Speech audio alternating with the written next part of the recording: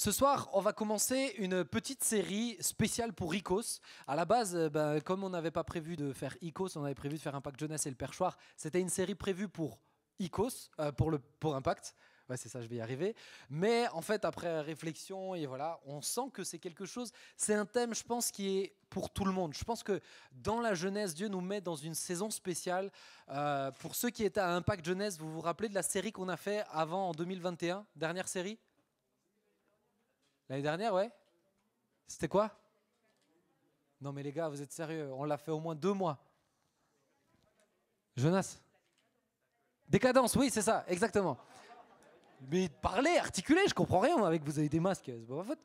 Donc exactement, on a fait Décadence. En fait, on a parlé de Daniel, on a parlé de Daniel et on a parlé de la situation à Babylone et à quel point c'est essentiel d'avoir des racines profondes pour pouvoir tenir ferme.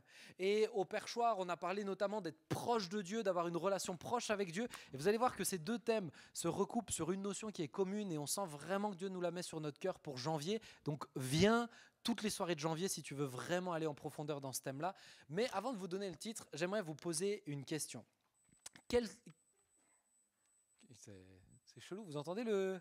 Ah, je me disais, c'est pas que moi. Parce qu'à un certain âge, on entend certains sons. Donc, il y a...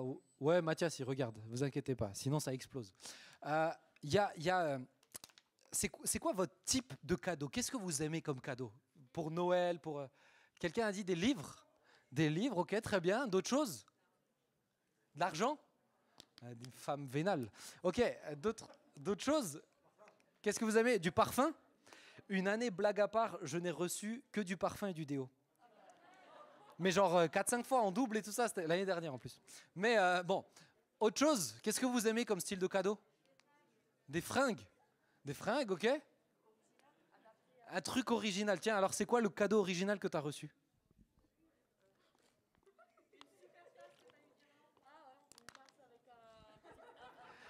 Une tasse d'Irlande que j'ai vue qui est très jolie, effectivement. Je l'aime beaucoup. D'autres choses? Yael, t'as reçu quoi? Qu'est-ce que t'aimes? C'est quoi ton style de cadeau? J'ai- Attends, j'ai pas entendu. T'as dit quoi?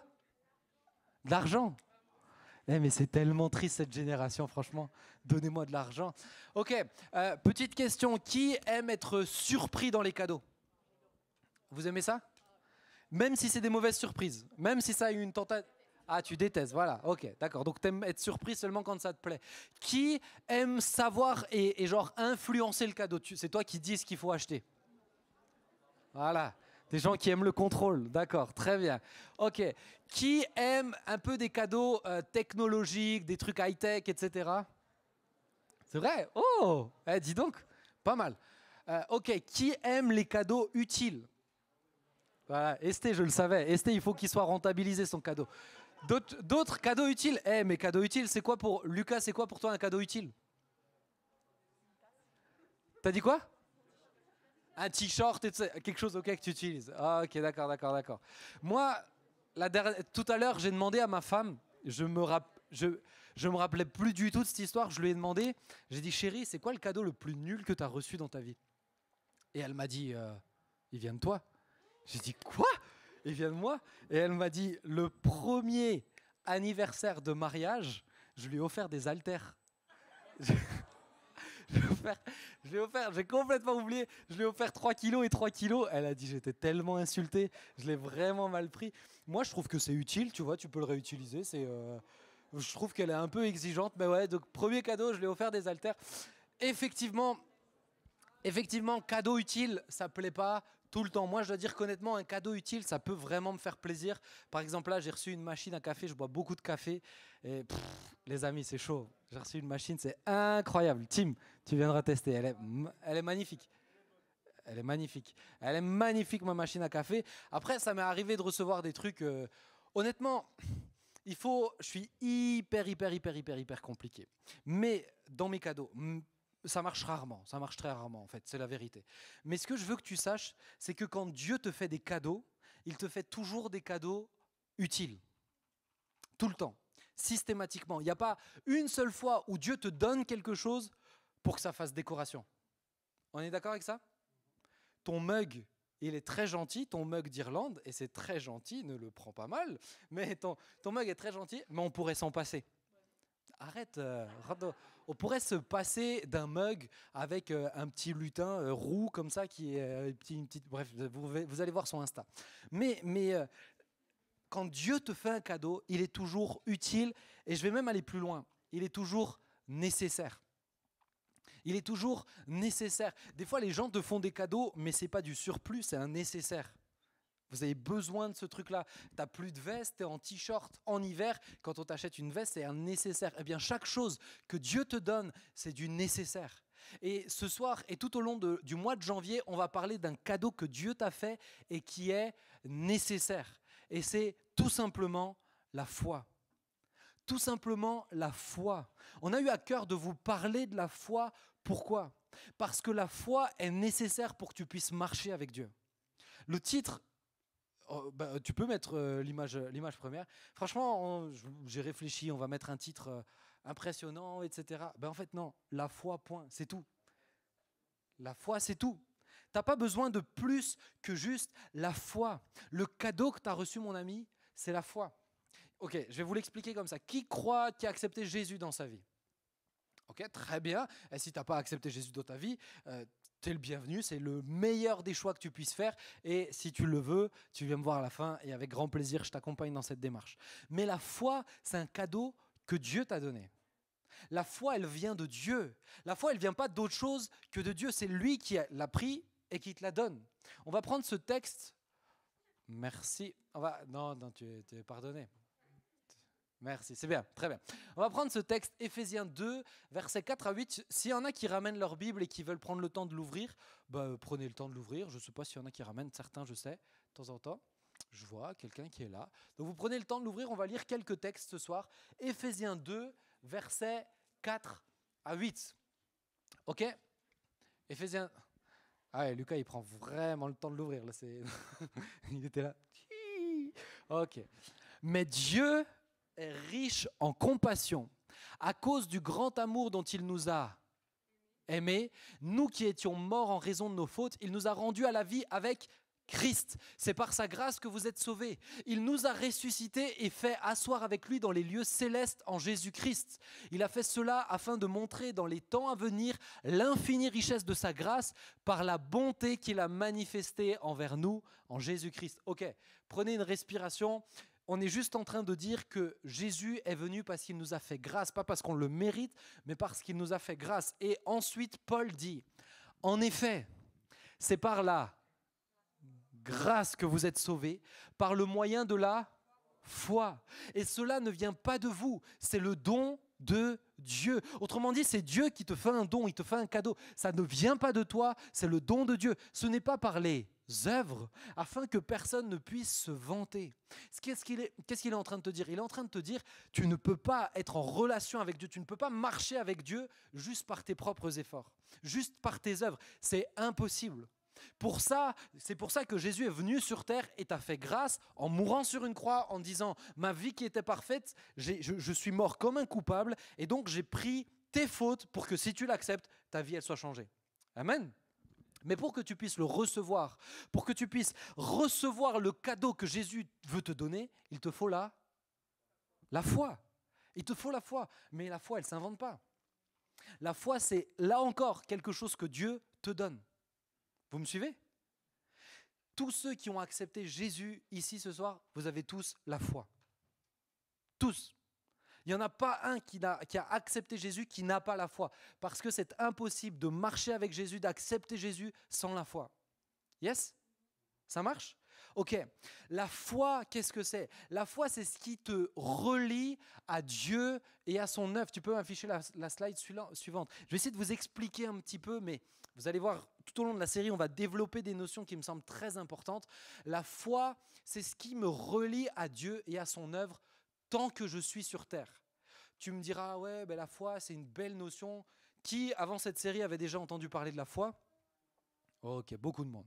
La foi, on en entend souvent parler, mais à vrai dire, quand on creuse un petit peu, pour certains, ça reste un petit peu flou, un petit peu vaste, un petit peu brumeux. On est d'accord avec ça ? Concrètement, ça veut dire quoi ? La foi, c'est hyper concret. La foi, c'est le fil qui te relie au ciel, qui te relie à Dieu. C'est ça la foi. La foi, c'est comme l'image du téléphone. Si, ok, ma femme, elle est chez elle, elle est chez moi à la maison en ce moment. Elle est à la maison. Si je veux être connecté à ma femme, je l'appelle. Si je veux échanger avec ma femme, je téléphone, je fais un visio. Mais j'ai un outil qui me sert à être relié avec elle, qui me sert à échanger, qui me sert à communier. Vous me suivez ? La foi, c'est ce qui te permet d'être en relation avec Dieu et le surnaturel. Et la foi, elle va utiliser la prière, elle va utiliser la Bible, elle va utiliser des choses, elle va utiliser plein de choses qu'on développera. Mais il faut d'abord que tu comprennes que la foi, c'est comme le téléphone, c'est ce qui te relie à Dieu. Donc si tu veux être relié à Dieu, il faut que tu aies la... Eh oui, il faut que tu aies la foi. Maintenant, la foi, elle ne te relie pas juste à Dieu, elle te relie aussi à son œuvre et tout ce qu'il veut te donner. Ça marche pour vous ? Est-ce qu'il y a quelqu'un qui a une carte bancaire sur lui ? Tim, tu peux vite me le donner, s'il te plaît ? On dirait un magicien qui prend des outils des gens et tout. Ok, vous avez de quoi noter ? 51, 34, 14. Il y en a qui ont noté. Hein. Loïc, je t'ai vu noter. Ok, la foi, c'est comme un téléphone, ça te relie à Dieu, mais la foi, c'est comme une carte bancaire. Ça te relie aux bénédictions du ciel. D'accord ? Tim, tu travailles à plein temps.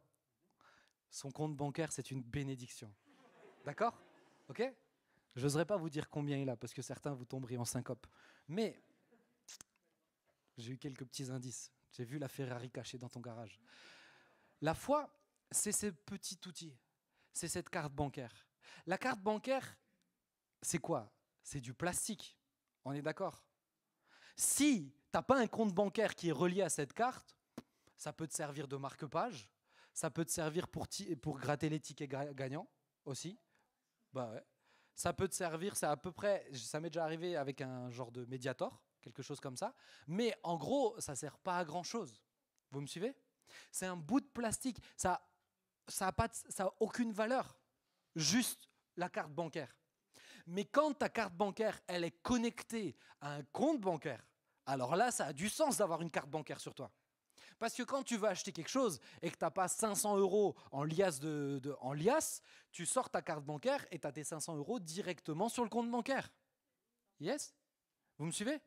Ce que je veux dire par là, c'est que ta carte bancaire, elle sert quand tu l'utilises. Elle sert quand tu la sors de ta poche, quand tu la branches à un terminal et qu'elle se connecte au compte. La foi, c'est exactement la même chose. Moi, je rencontre beaucoup de personnes qui me disent « Moi, j'ai la foi. Je crois en Dieu. Je crois qu'il est mort pour moi. Je crois qu'il est ressuscité pour moi. » Et alors, ça change quoi ? Moi, j'ai la foi. Je crois en Dieu. Je crois qu'il est... Ça change rien du tout. Ça change rien, pourquoi ? Parce que ta foi, tu l'as mis dans ta poche. Et de temps en temps, quand tu peux glisser un « Au fait, Jésus t'aime », tu es tout content. Mais ça change rien dans ta vie de tous les jours. Ta foi, tu es tout content de dire « Moi, j'ai la foi ». Et en fait, tu la mets entre 2 pages de Bible. Et entre 2 pages de Bible, tu as un verset qui t'a fait du bien. Et si ce verset-là, il t'a pas fait du bien, « Ah, Seigneur, parle-moi autrement ». Et tu tournes 3-4 pages. « Ah, Seigneur, parle-moi autrement ». Et tu tournes 3-4 pages. La foi, c'est pas ça. La foi, c'est quand tu la prends, tu l'utilises et tu te connectes à tout ce que Dieu veut pour toi. Les bonnes choses, mais aussi les choses défiantes. Yes ? Vous me suivez ? Donc la foi, comme un téléphone, ça te relie à Dieu, ça te met en relation avec Dieu, ça te met en communion avec Dieu. Mais la foi, comme une carte bancaire, ça te connecte à toutes les bénédictions du ciel, à tout ce qui se passe dans le ciel. Regardez, Hébreux 11, verset 1. La foi est une... Là, je vous ai mis une version différente peut-être de ce que vous avez. Je la trouvais plus intéressante, c'est la version Summer. La foi est une façon de posséder ce qu'on espère. C'est un moyen d'être sûr des réalités qu'on ne voit pas. Je vais essayer vraiment de vous expliquer. Accrochez-vous. Lucas, sois là. Force à toi. La foi, c'est très, très, très, très concret. Mais comme, à un moment donné, il faut juste que tu rentres un peu dedans, tu t'arrêtes.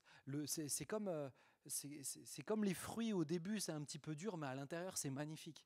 La foi, au début, ça te semble un peu compliqué à aborder, mais à l'intérieur, c'est magnifique et c'est surtout très concret. La foi est une façon de posséder ce qu'on espère. Ça veut dire quoi ? Ça veut dire que tu ne l'as pas, mais grâce à la foi, c'est comme si tu le possédais. Vous me suivez ? Si maintenant, Esté. Ok, je vais prendre le plus riche de cette salle. Esté. Esté. Et depuis avant, tu es la première à dire je voulais de l'argent et tu es la première à dire je vais le voler. Attention, faites attention à vos poches. Là. Esté, il me fait la promesse de me donner 1 500 000 € pour la semaine prochaine. Il en est capable. Non, c'est pas vrai. Mais il me fait la promesse de me donner 1 500 000 € pour la semaine prochaine.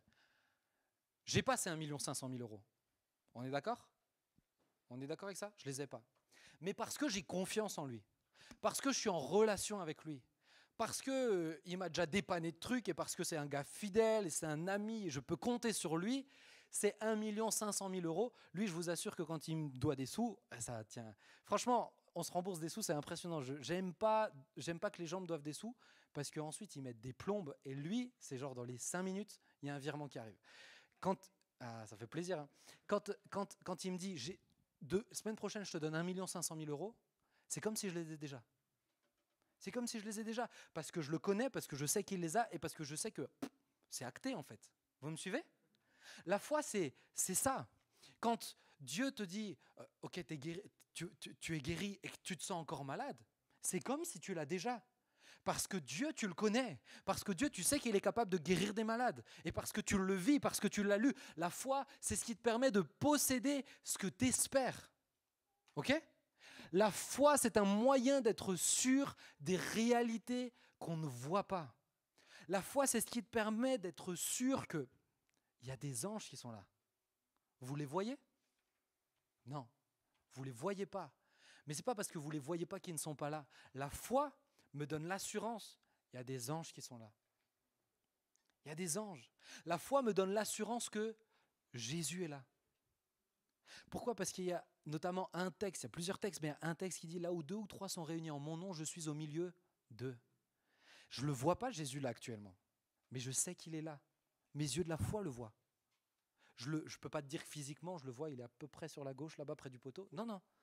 Mais au fond de moi, c'est le moyen d'être sûr des réalités qu'on ne voit pas. Vous me suivez ?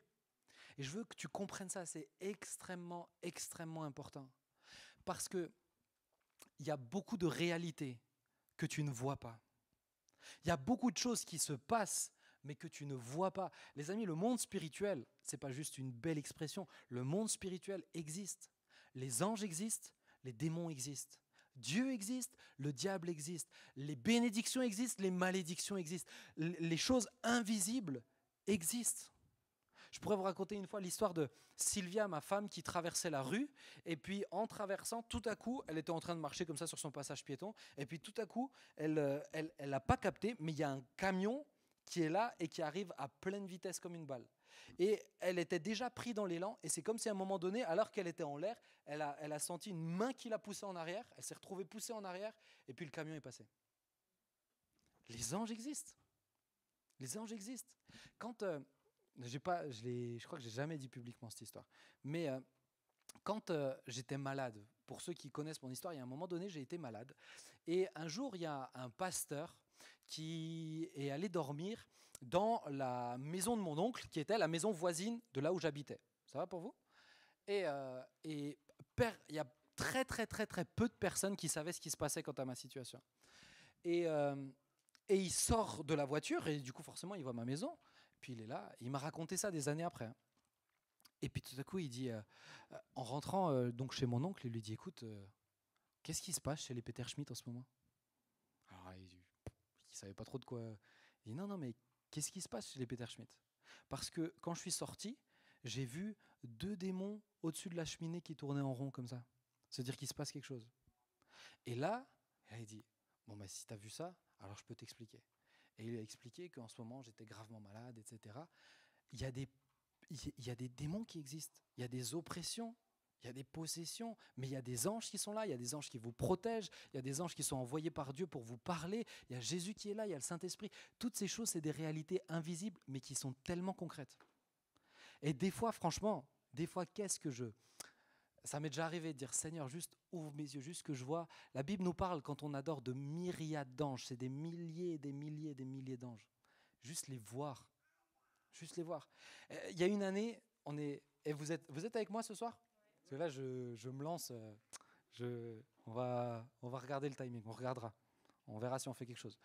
Il y a un The Rencontre, il y a des années, je ne sais plus quand c'était. Je ne sais pas si vous vous rappelez, les plus anciens.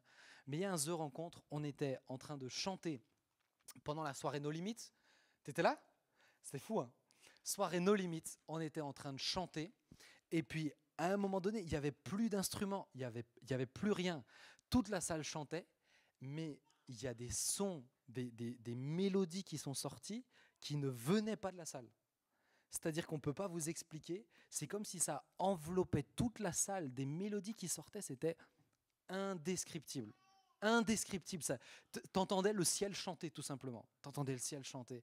Et puis, le soir, on en reparle. Et on s'est tous dit, mais vous avez entendu, il n'y a pas qu'une personne, tu l'as entendu, hein, il y en a plein qui ont entendu ça. Et on s'est tous dit, mais vous avez entendu c'était incroyable, on a essayé de refaire les mélodies, impossible. C'est comme si on était bloqué. On a retrouvé des mois plus tard l'enregistrement, on l'a réécouté, on entendait, on essaye de refaire, impossible. Impossible de réexprimer ces mélodies, c'était tellement spécial. Et des histoires comme ça, les amis, pour vous faire comprendre que le ciel existe, allez, je vous en raconte une dernière. Ok? Vous aimez bien les histoires? Je vous en raconte une dernière. Ça fait des années et des années, maintenant il est auprès du Seigneur. Et un frère qui était venu, il était venu présenter la Sainte Seine. Il était venu présenter la Sainte Seine, il est monté sur l'estrade. À l'époque, il y avait des frères qui présentaient la Sainte Seine et tout, quand c'était un peu plus petit. Il est monté sur l'estrade et il a pris un verset. Et le verset, c'était « Prépare-toi à la rencontre de ton Dieu ». Et il prend le verset et il introduit la Sainte Seine. Et tout à coup, il commence à se sentir mal et il commence à blêmir. Et là, mon père le voit et il se rapproche de lui, il lui tombe dans les bras et il meurt dans ses bras, sur l'estrade à l'église. Et enfin voilà. Et ce qui s'est passé, en fait, il y a une sœur qui est venue voir mon père bien plus tard avec mon grand-père en disant, mais elle était, comment dire, elle était un peu désemparée, etc. Parce qu'en fait, elle voyait quelque chose pendant qu'il présentait la Sainte Seine et elle n'arrivait pas à comprendre pourquoi elle voyait ça. Elle en a parlé à son mari a dit, mais va le dire. Elle dit, mais non, mais je ne sais pas ce que ça veut dire, pendant que le gars parlait. Et en fait, elle voyait des anges qui tournaient au-dessus de lui, et puis ensuite, le gars est décédé. C'est comme si c'était venu, ils l'ont amené. Ça, les amis, ça, c'est les réalités invisibles. Et vraiment, je vous assure, je pourrais vraiment continuer très longtemps. Mais ça, c'est les réalités invisibles. Le ciel, c'est beaucoup plus concret que ce que tu réalises. Mais tu ne peux qu'être connecté au monde spirituel si tu as la foi. Que par la foi. C'est pas possible autrement. C'est un moyen d'être sûr des réalités qu'on ne voit pas. Tu ne les vois pas, mais tu sais qu'elles sont là. Tu ne vois pas l'air, mais parce que tu sais qu'elle est là, tu respires. Vous me suivez? Tu n'as pas besoin d'être convaincu. Non, mais quand même, il faut que je la voie, parce que sinon, je ne suis pas sûr de... Tu ne la vois pas, mais parce que tu le sais. Tu le sais parce que tu le sais, tu respires. La foi, c'est ça. Parce que tu le sais, tu respires. Tu crois, tu vois au-delà. Quand j'ai été malade, la femme, la plus grande femme de foi que j'ai vue à ce moment-là, c'est celle qui est ma femme aujourd'hui. Parce qu'elle a eu un cadeau, c'est ce qu'on appelle le don de la foi, et je ne peux pas vous expliquer comment. Les médecins disaient, ça sera à vie, c'était vraiment chaud. Elle a toujours dit, mais non, enfin, il sera guéri. C'était comme s'il y a un truc qui ne passait pas dans sa tête comme information. Je ne suis pas en train de dire qu'elle est bête, hein. Je suis juste en train de dire qu'elle n'arrivait pas à concevoir que, non, il ne peut pas être guéri. Ouais, il peut pas être guéri dans le sens, il y a une faille, ça va pas aller, etc. Pour elle, c'était évident. C'était évident au point où le jour quand j'ai été malade, à un moment donné, par amour, parce que je la voyais souffrir, je la faisais souffrir, je lui ai dit, écoute, je veux me séparer de toi. C'est ce qu'elle m'a dit. Elle m'a dit, ok, tu te sépareras de moi quand tu seras guéri. C'était tellement évident pour elle que j'allais être guéri, et elle s'est dit, il dit ça parce qu'il est malade. Ok, tu te sépareras de moi quand tu seras guéri. Parce qu'il y a la foi et les réalités invisibles, elles sont là. Yes? Ça va pour vous? Ok, c'est bien. Vous êtes tous avec moi? Ok. On va prendre un texte. C'est le texte, c'est le cœur du message normalement. C'était pas mon intro, je vous rassure, hein, mais c'est un début. Ce jour-là, le soir venu, Jésus leur dit, et il parle à ses disciples, passons sur l'autre rive. Après avoir renvoyé la foule, ils l'emmenèrent dans la barque où il se trouvait. Il y avait aussi d'autres barques avec lui. Un vent violent s'éleva et les vagues se jetaient sur la barque au point qu'elle se remplissait déjà. Et lui, il dormait à l'arrière sur le coussin. Ils le réveillèrent et lui dirent, Maître, cela ne te fait rien que nous soyons en train de mourir. Il se réveilla, menaça le vent et dit à la mer, Silence, tais-toi. Le vent tomba et il y eut un grand calme. Puis il leur dit, Pourquoi êtes-vous si craintifs? Comment se fait-il que vous n'ayez pas de foi? Ils furent saisis d'une grande frayeur et ils se disaient les uns aux autres, Qui est donc cet homme? Même le vent et la mer lui obéissent.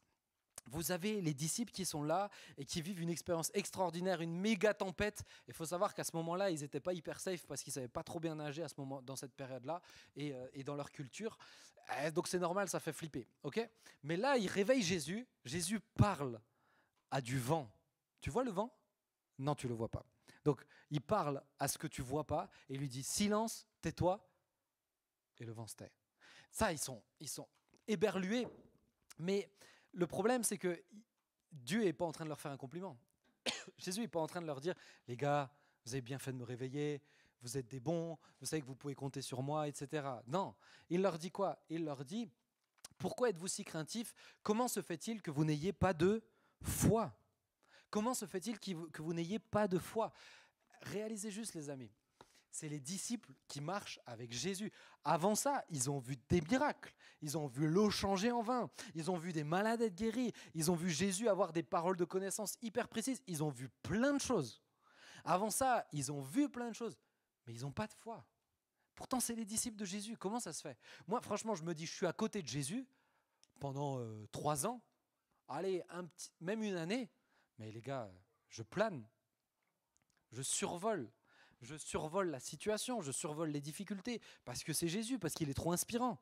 Ne serait-ce que tu es avec une personne, un homme de foi impressionnant pendant une semaine. Franchement, les amis, vous n'êtes plus les mêmes. J'ai eu l'occasion de côtoyer des personnes comme ça, c'est impressionnant. Ça te change, tu es capable de croire plein de choses.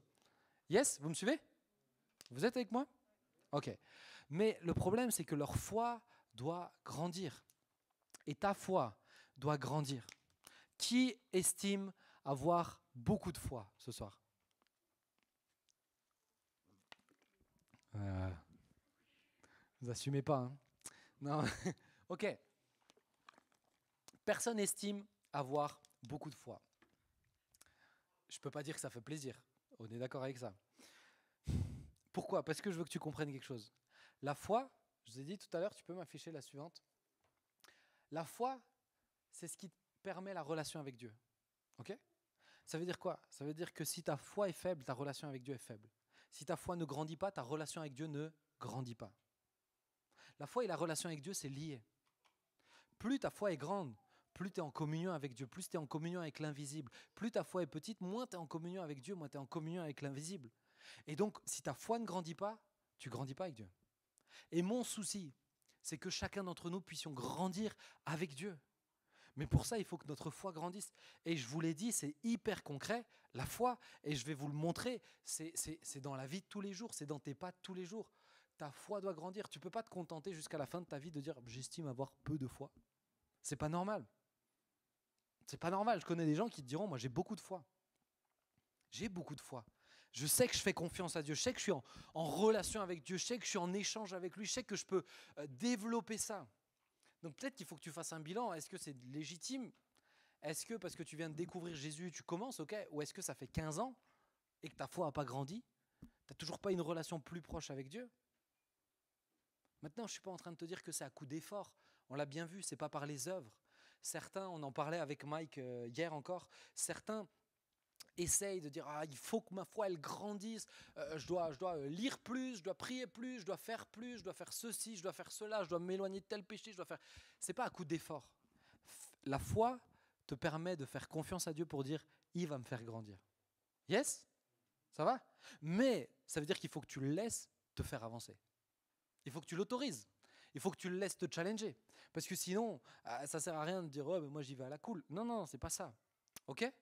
Deuxièmement, la foi, pourquoi elle est nécessaire ? Parce qu'elle est indispensable pour plaire à Dieu. La foi, c'est essentiel si tu veux faire plaisir à Dieu. Regardez ce verset, tu peux m'afficher le suivant. Or, Hébreux 11, verset 6, « Or, sans la foi, il est impossible d'être agréable à Dieu. Car il faut que celui qui s'approche de lui croit que Dieu existe et qu'il récompense ceux qui le cherchent. » Si tu cherches Dieu, il faut que tu crois qu'il va te récompenser en te permettant de le trouver. Et c'est incroyable de trouver Dieu. La foi, c'est faire plaisir à Dieu. Donc moi, depuis que j'ai compris ça, je me mets toujours un truc dans ma tête. C'est de quelle manière, dans ma vie de tous les jours, j'exprime le mieux la foi. Dans tel problème, en cours, comment j'exprime le mieux la foi ? Comment je peux dire, non, ça c'est, si j'agis de cette manière-là, il y aura plus de foi, si j'agis de cette manière-là, il y aura moins de foi. Vous me suivez ? Je me pose tout le temps cette question. Dans mon problème, comment je fais dans mes projets, comment je fais pour exprimer au mieux ma foi ? Dans ma façon de gérer mon argent, comment je fais pour exprimer au mieux que j'ai la foi ? Pourquoi ? Parce que mon but ultime, c'est de faire plaisir à Jésus H24. Ouais ? Mon but ultime, c'est de tout le temps lui faire plaisir. Donc si tu veux tout le temps lui faire plaisir, il faut que tu aies la foi. Regardez, si maintenant vous veniez me demander un truc, je te dis oui, ok, je le fais, et toutes les 3 secondes, tu me dis, vraiment tu vas le faire ? Non mais, tu m'as dit oui, je l'ai entendu, mais vraiment, est-ce que je peux compter sur toi ? À un moment donné, je vais pas le prendre bien. On est d'accord ? Imagine, tu vas voir ton père et tu lui demandes un truc, il te dit oui, et tout. Moi, si mon fils il me fait ça plus grand, je vais prendre entre 4 yeux. Je dis, t'as cru quoi ? C'est toi le gamin, c'est moi qui gère, t'inquiète. Vous imaginez ? Comment tu réagis ? Tu le prendrais pas bien si on te faisait ça. Si on remet tout le temps en question ton oui, ton je vais le faire, je vais être là à telle heure, vous le prendriez bien ou pas ? Mais non. Donc c'est pour ça que si tu veux faire plaisir à Dieu, il faut que tu aies la foi. Il faut que tu aies confiance qu'il agisse. Il ne faut pas que tu sois juste là à demander, et puis dès que tu as demandé, c'est Seigneur, envoie-moi un signe. Le but, ce n'est pas de passer ta vie à voir des signes. Le but, c'est de passer ta vie à marcher. À marcher avec Dieu. Alors des fois tu as des pas de foi qui vont être difficiles et tu auras besoin de confirmation et tu auras besoin d'un signe et tu auras besoin qu'une personne lambda que tu ne connais pas vienne te voir et dire tu as prié telle chose et Dieu te... Ok, ça peut arriver, mais si c'est tous les jours, si à chaque fois qu'il se passe quelque chose de bizarre, tu es en train de dire Seigneur, vraiment est-ce que c'est juste ? Est-ce que ça lui fait plaisir ? Vous me suivez ? Ouais ? Accrochez-vous les amis. Lucas, c'est mon petit chouchou. Ok. Juste, je dis ça, tu peux m'afficher la suivante. Mais quand tu prends les évangiles, pourquoi cette série, on parle des disciples, etc. Tout au long de la série, on va voir des personnes qui sont en contact direct avec Jésus. Et Jésus regarde toujours leur foi. Qu'est-ce qu'il regarde ?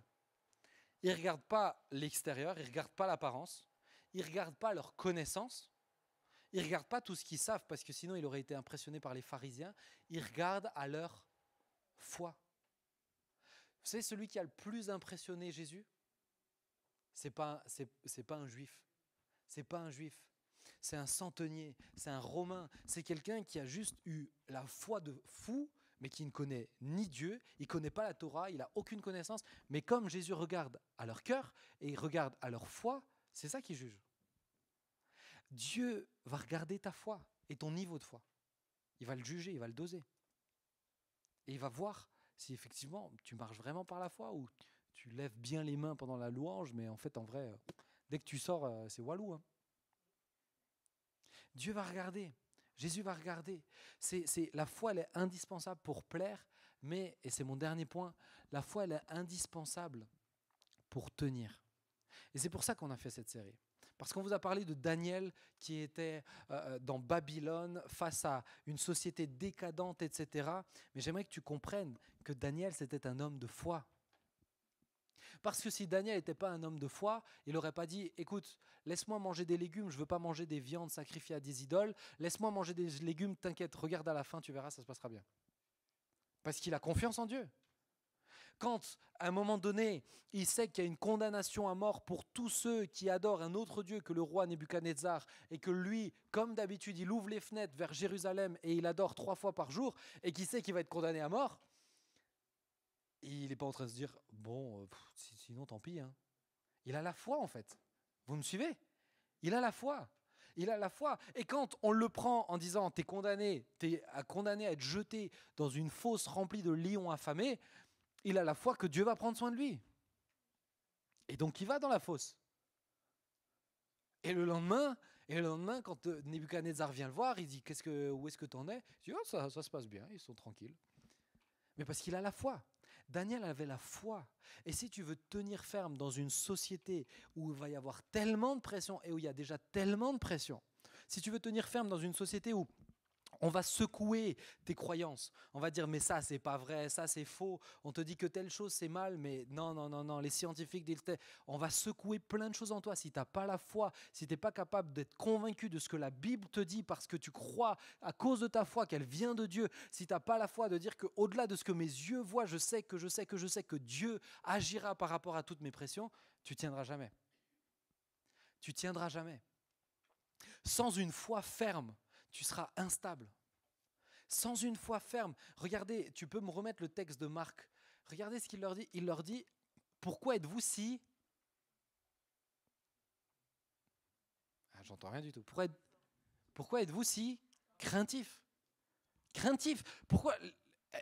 Il aurait pu commencer par, pourquoi vous avez manqué de foi? Il aurait pu commencer par ça. Non, le premier reproche qu'il leur fait, et le premier constat, c'est, pourquoi vous êtes si craintif? Autrement dit, pourquoi vous avez tellement peur? Et après, il dit, comment se fait-il que vous n'ayez pas de foi? Les deux sont liés. Et j'aimerais que tu comprennes ça, mon ami. C'est que tu as choisi Jésus. Je vous ai demandé de lever la main qui a choisi Jésus. Allez, la plupart des personnes ici, vous avez choisi Jésus. Toi, tu as choisi de vivre une marche par la foi. Tu as choisi de vivre une marche par la foi. Choisir Jésus, c'est choisir de vivre une marche par la foi. C'est choisir de perdre le contrôle de ta vie. Mais marcher par la foi, c'est défiant. Et je pense que certains, vous ne le mesurez pas. Pour certains, c'est juste « Ah Dieu, je t'ai accepté dans mon cœur », mais en gros, tu l'as posé dans un endroit de ta vie et de temps en temps, tu vas le retrouver. C'est pas ça, marcher avec Jésus. Marcher avec Jésus, c'est dire « Ok, tu marches, je te suis. » Mais je ne le vois pas. C'est pas grave, ma foi me dit que je le verrai. Il m'éclairera, il me montrera. La marche par la foi, c'est une marche défiante. Et tu vas être défié. Et peut-être que tu es déjà défié. Regardez, Abraham, Dieu lui dit, quitte ce pays, va dans le pays que je te montrerai. Il lui donne aucune indication. Il lui dit juste, pars, je te montrerai. Ça, c'est la foi. Parce qu'à côté de lui, il y avait tous ses biens, tous ses animaux, ses enfants, sa famille, ses serviteurs, sa femme. Il avait tout le monde. Tu pars tout seul, c'est facile. Tu pars avec 150 personnes, c'est pas la même chose. Hein. La foi, c'est défiant.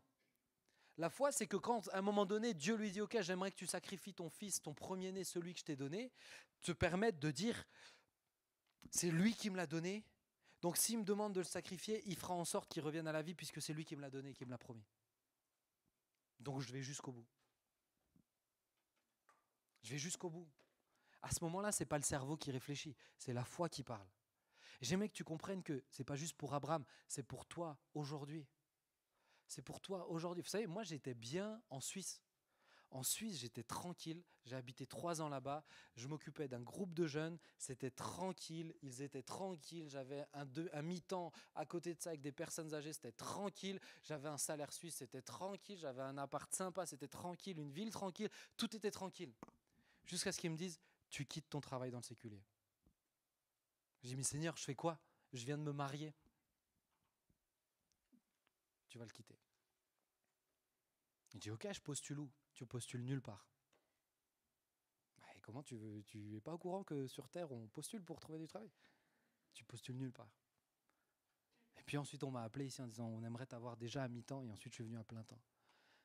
Et la foi m'a permis de dire à ma femme, écoute, je sens que Dieu nous appelle à venir en France. Elle m'a dit, moi, Dieu m'a rien dit. Mais s'il te l'a dit à toi, ok, je lui fais confiance. On y va. Elle a quitté son pays, elle a quitté sa langue, elle a quitté plein de choses. Ça a été très difficile. Mais la foi te permet de marcher là où Dieu te dit. Te permet de tenir ferme.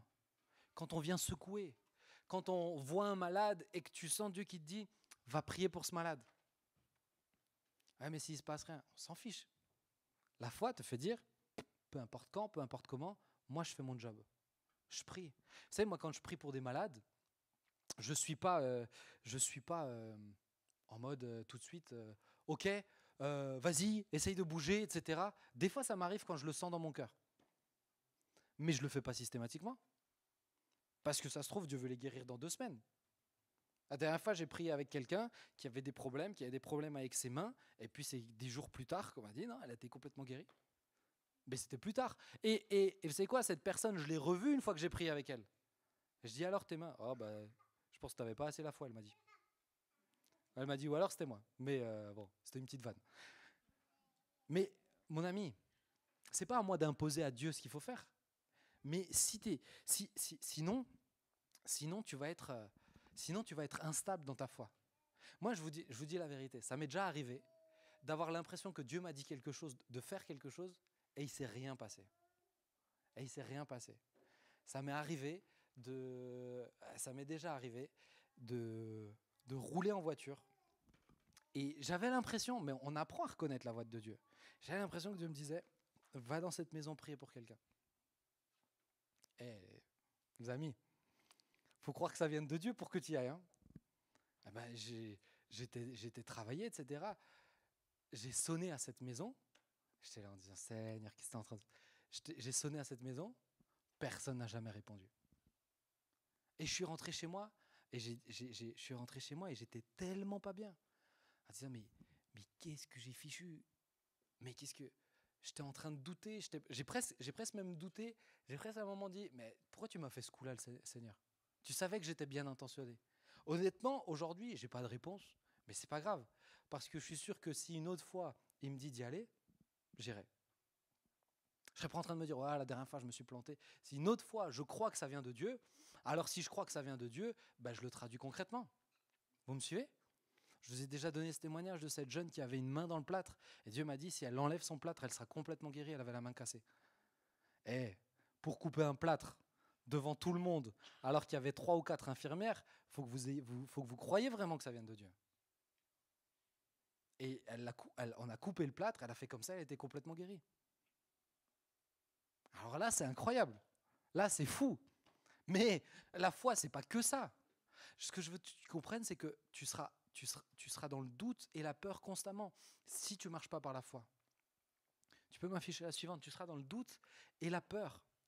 Et moi, je vois beaucoup de jeunes où beaucoup parmi vous, vous dites, vous croyez en Dieu, etc. Mais votre foi ne grandit pas. Vous ne la laissez pas grandir, vous ne le laissez pas vous défier, vous arroser pour exercer, pour retirer. Et donc, au moindre coup de vent, « Seigneur, où est-ce que tu es? Je ne te ressens plus. Mais vraiment, est-ce que c'est toi? Et vraiment, c'est... » Attends. Mais j'ai vu des jeunes, des fois je vous ai en entretien, et puis tu me dis, non, je sais que c'est Dieu qui m'a appelé à aller dans telles études. Et vient le moment où c'est difficile. Ah, mais tu sais, je crois peut-être que le Seigneur m'appelle. Attends, mais t'as cru qu'il change de direction comme devant ou quoi? Non, si tu as la foi, tu restes ferme en fait. Vous me suivez? La foi te permet de tenir ferme. Mais je veux vraiment que tu le comprennes. Tu ne tiendras pas dans la marche avec Jésus si ta foi ne grandit pas. Tu tiendras pas. Et dans le contexte dans lequel on vient, tu tiendras encore moins. Et tu vas être dans le doute et tu vas être dans la peur. Et vous êtes dans la peur de passer le cap. On va parler de Pierre qui marche sur l'eau une de ces semaines. Peur d'aller de l'avant. Et si je coule, et si? Oui, et si? Mais le et si, il ne changera rien au fait qu'aujourd'hui, tu es toujours dans ta barque. Avoir la foi, c'est croire aux réalités invisibles, au-delà de ce que tes yeux voient. Mais si tu es tout le temps dans, je le dis, mais je le reçois pas, je le vis pas, tu seras constamment dans la peur et dans le doute. Constamment. On te dit, prie, ça marche. Et tu viens nous voir pour prier. T'as prié? Non. Bah alors, pourquoi tu veux que moi je prie si tu n'y crois même pas? C'est pas ma prière qui fait la différence. C'est la foi. Vous me suivez? Tu vas être ébranlé. Ne sois pas un chrétien instable. Ne sois pas un chrétien instable. Dieu va solidifier ta foi et au travers de toute cette série, on va en parler. Dieu va solidifier, consolider la foi que tu as reçue pour que tu tiennes ferme. Mais j'aimerais que tu comprennes que cette foi-là, c'est essentiel, c'est vital qu'elle grandisse. C'est vital. Je termine avec ça. Je vous pose une question. Tu peux me l'afficher. Comment s'exprimait la foi de Jésus dans la tempête, dans l'histoire qu'on vient de lire? Ça s'est traduit comment? Il dormait.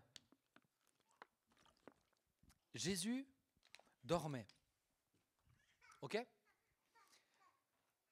Le premier reproche, le premier truc qu'il leur dit, ok, il calme la tempête, il calme leur peur. Il leur dit quoi? Il leur dit, pourquoi vous avez peur? Pourquoi vous êtes si craintifs? Jésus, les amis, dormait. Il dormait en plein milieu d'une tempête. Tu t'es déjà retrouvé dans une tempête? C'est chaud, je vous assure, c'est chaud. T'es inquiet, surtout si tu entends que ça craque et tout ça. Là, t'es dans une tempête, sur un lac, et tout le monde ne sait pas nager. Et les vagues sont tellement fortes qu'elles remplissent la barque. Ça veut dire que si les vagues remplissent la barque, elle tangue. On est d'accord avec ça? Ils ne sont pas juste en train de se... Non, ça tangue, ok? Jésus, il dormait. Il dormait. Mon ami, Jésus, il dormait.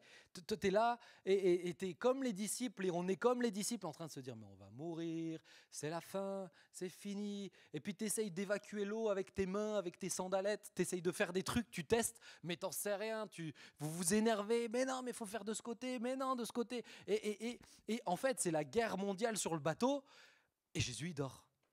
Pourquoi? Parce que Jésus a la foi. Jésus, il a compris une chose, c'est que la barque, elle n'est pas conduite par les vagues, elle est conduite par la main de Dieu. Et c'est parce que Jésus a compris ça, pourquoi je m'inquiète de ces petites vaguelettes? C'est Dieu qui dirige la main, c'est Dieu qui dirige la barque. Vous me captez?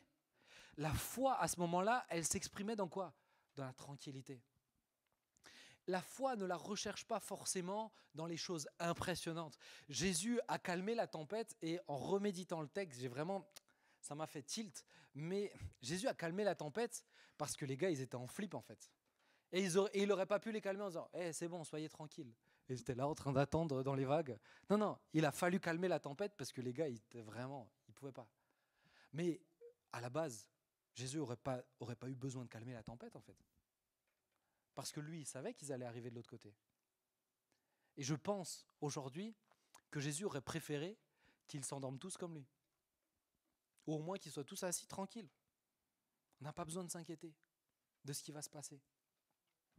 Vous êtes en train de me dire, ouais, mais c'est impossible humainement. Jésus, il était humain. Et il l'a fait. Il était humain et il l'a fait. Pourquoi? Parce qu'il était en relation avec Dieu. Parce qu'il était en communion avec Dieu. J'ai vu des gens dans des tempêtes folles, ils bronchaient pas. Ils bougeaient pas, ils vacillaient pas. Ils n'étaient pas dans que se passe-t-il, etc. Pourquoi as-tu envoyé cette tempête? Mais non, Jésus savait, Dieu m'attend, le Père m'attend de l'autre côté du lac, j'ai quelque chose à faire là-bas, donc on va le traverser. Il y a une tempête? Pas grave, on ira au bout. Vous me suivez? La foi, c'est pas que dans l'impressionnant. Et je crains que certains, vous résumez la foi juste à amener des miracles, lever des paralytiques, guérir des personnes qui ont une main cassée, donner des paroles de connaissance. La foi, elle s'exprime dans tout ça, et c'est juste.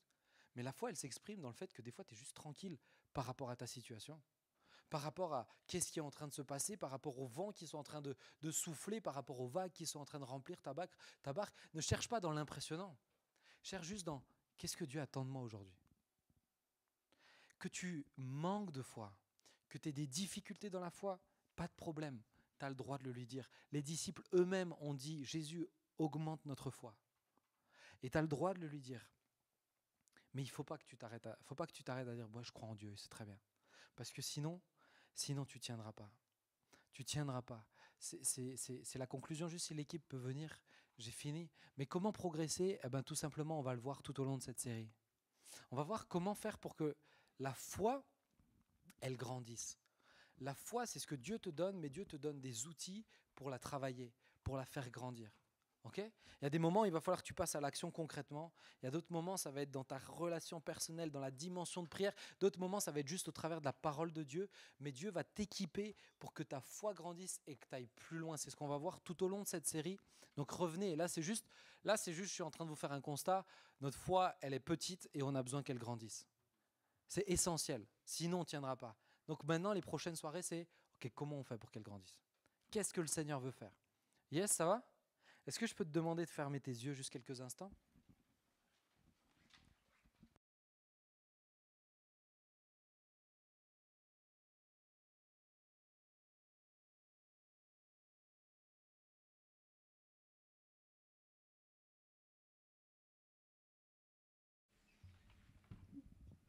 Juste alors que tu fermes tes yeux, j'aimerais que tu repenses dans ton cœur où est-ce que tu en es. Parler de la foi, ça peut être une notion si tu la fais pas tienne. Si tu ne choisis pas d'écouter ce qui se passe au fond de ton cœur.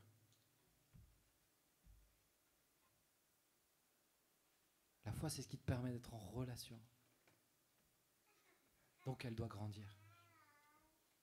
Elle doit s'améliorer, elle doit s'affûter. Je ne te dis pas que tu passes du 0 à 100 en une journée. Je te dis juste que tu dois progresser. Et qu'on doit progresser. Et malheureusement, je le crois parce que combien de fois je l'ai vécu, tu peux régresser dans la foi. Tu peux régresser. Ce soir, j'aimerais juste que tu puisses... On va commencer ce mois de janvier, cette année 2022, juste comme ça me semble tellement essentiel. Notre foi doit grandir pour tenir ferme, pour être de réelle lumière. Notre foi doit grandir. Alors juste ce soir, si c'est ton cas, j'aimerais juste que tu te lèves à ta place et toi qui dis, mais Seigneur, je veux que ma foi grandisse. Je ne veux pas faire d'appel à l'avant avec la situation, mais je veux que tu montres à Dieu que tu traduises concrètement ce qui se passe dans ton cœur. De dire, j'ai pris conscience que ma foi doit grandir. Mais si tu te lèves, ça veut dire que tu acceptes que Dieu va te défier. Parce que la marche avec Jésus, elle est défiante. Moi, je suis debout avec vous parce que je le sens vraiment, ma foi doit grandir, c'est essentiel. Mais si tu te lèves, tu acceptes qu'il te défie, tu acceptes qu'il te remette en question, tu acceptes qu'il te demande de faire des choses défiantes.